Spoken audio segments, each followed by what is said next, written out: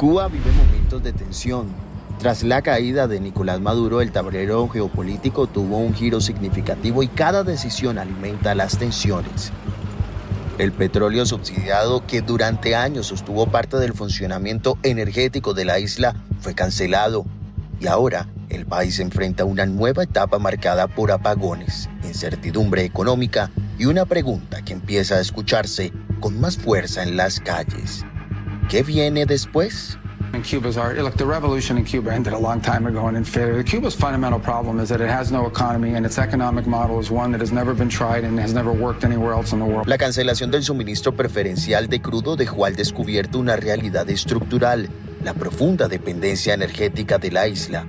Sin ese respaldo, los cortes eléctricos se han intensificado y la producción industrial se ha visto afectada, como también la recolección de basuras. Las filas para conseguir combustible son más largas y la inflación golpea con mayor fuerza a las familias.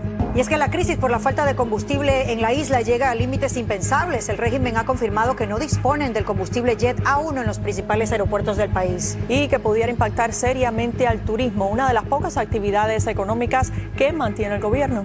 Estados Unidos advierte apagones masivos en Cuba en más de la mitad del país, mientras revelan que $496 millones en crudo fueron enviados a la isla desde México. Sheinbaum defiende ayuda humanitaria. Cuba podría enfrentarse a un fuerte racionamiento y gran parte del país ya sufre apagones prácticamente diarios. Si bien los inventarios han sido menores en ocasiones, en el pasado reciente el presidente Trump ha prometido cortar el suministro de petróleo a la isla. Dijo esta semana que el régimen estaba muy cerca de fracasar. La situación en Cuba atraviesa uno de sus momentos más delicados en los últimos años.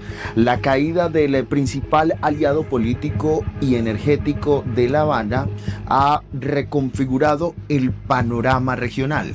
Durante más de una década, el suministro de petróleo permitió aliviar la presión económica interna. Hoy ese escenario cambió y el impacto se siente en cada rincón del país. Expertos advierten que la crisis energética no es solo un problema técnico, es un síntoma de la estructura económica altamente centralizada que enfrenta enormes dificultades para adaptarse a un entorno internacional cambiante. Las imágenes de apagones prolongados recorren las redes sociales, hospitales funcionando con plantas eléctricas, pequeños negocios obligados a cerrar antes de anochecer y ciudadanos que, en medio del calor caribeño, enfrentan jornadas sin electricidad.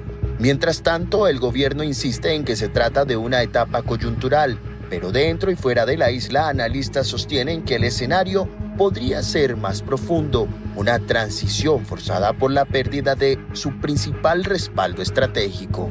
El pasado viernes, agentes de la seguridad del Estado cubana detuvieron a 2 jóvenes.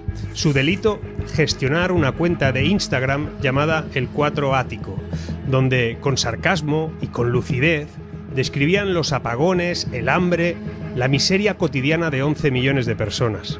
Los cargos que les imputan: propaganda contra el orden constitucional e instigación a delinquir. Cargos que les pueden costar incluso 8 años de cárcel. Y ahí está, en una sola imagen, la paradoja que define a la Cuba de hoy día, de ahora mismo. Un régimen que ya no puede ocultar su colapso, pero que sigue encarcelando a quienes lo señalan. La crisis no solo se siente en los apagones, también se acumula en las calles. En varios municipios, los carros recolectores de basura han dejado de circular por falta de combustible.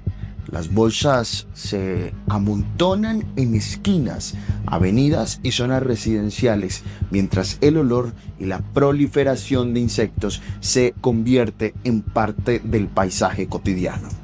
Desde hace meses la basura viene siendo noticia en La Habana. Rebasa los tanques o se acumula en montañas de desechos que muchos prefieren ignorar.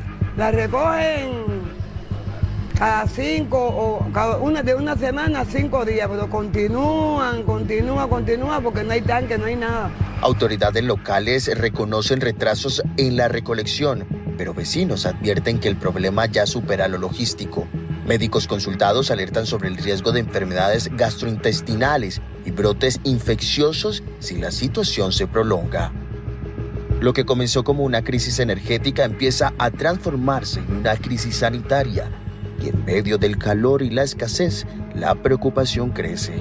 Cuba is right now a failed nation, and they don't even have jet fuel to get for airplanes to take off. They're clogging up their runway. We're talking to Cuba right now, and Marco Rubio talking to Cuba right now, and they should absolutely make a deal because it's truly a humanitarian threat. And we have a lot of great Cuban Americans, and they're going to be very happy when they're going to be able to go back and say hello to their relatives and do things that they should have been allowed to do for a long time. I'm very interested in the people that are here. En paralelo, crece un fenómeno silencioso pero constante, la migración. Miles de cubanos han abandonado la isla en los últimos años. Todo esto para buscar oportunidades en otros países del continente. La falta de perspectivas económicas y la incertidumbre política han acelerado esta salida. Sin embargo, también hay quienes permanecen y expresan con mayor o menor cautela su deseo de cambios estructurales. Cambios que van desde reformas económicas más amplias hasta transformaciones políticas profundas. Paralelamente, cientos de miles de cubanos han decidido emigrar. Se estima que un 10% de la población ha abandonado la isla desde 2020 y la mayoría son trabajadores jóvenes y cualificados. Según el Observatorio Cubano de Derechos Humanos, en 2024 el 89% de las familias vivía en la pobreza extrema. Las tensiones políticas se mueven en un delicado equilibrio. Cuba ha mantenido históricamente un discurso de soberanía frente a presiones externas, pero el contexto actual obliga a redefinir alianzas, buscar nuevos socios comerciales y replantear estrategias internas. China y Rusia aparecen como actores relevantes en esta ecuación. Sin embargo, ningún acuerdo compensa de inmediato la magnitud del vacío energético que dejó la cancelación del petróleo subsidiado.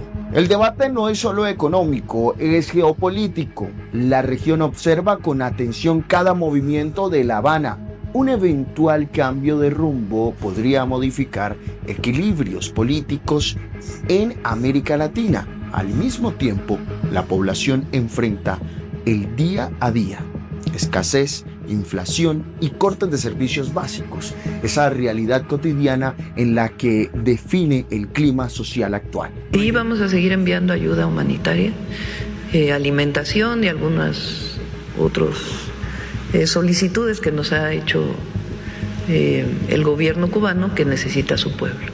¿De petróleo se ha hablado? No, por lo pronto no vamos a enviar combustibles, aunque tiene que quedar muy claro que nosotros no estamos de acuerdo con esta imposición de aranceles a los países que venden petróleo a Cuba.